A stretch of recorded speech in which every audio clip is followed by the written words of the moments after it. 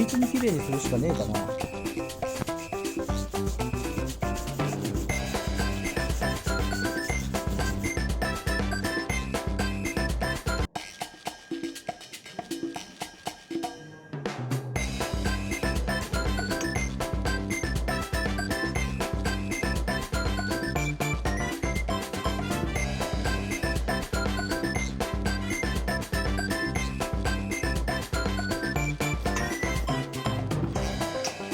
曲がってるよな、こ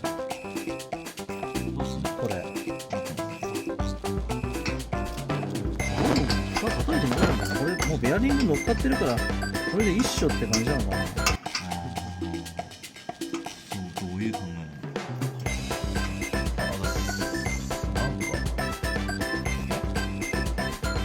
の？これでこう止めて反対側からつらねじで入れるしかないかな。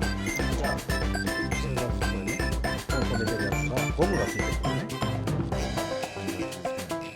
こうなってて、こうやるとニュッと取れるんだ。取れるんだから、これ、動いてるのかな。これ取っちゃえばいいよな。これは一本なので、これ多分溶接してんのかな。でもなんかこれだよね。へたってるよね、これね。これを外すかな。これは取っちゃおうかな。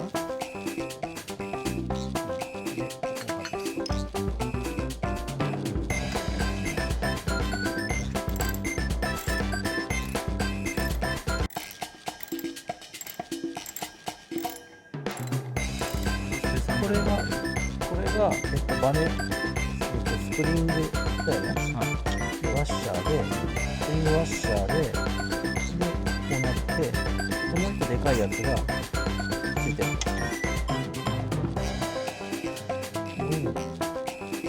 振動すごいから、こういうの抜けるな。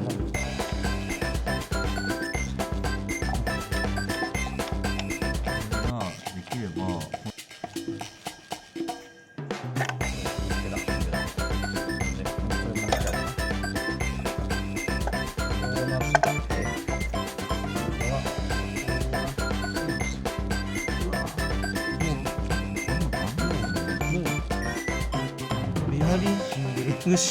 もううわ、このオーリングしんどるやないかい。で、こっちのオーリングも怪しい状態で。ベアリング。もうベアリング出てきた。いや、しょうがないな。これね、ど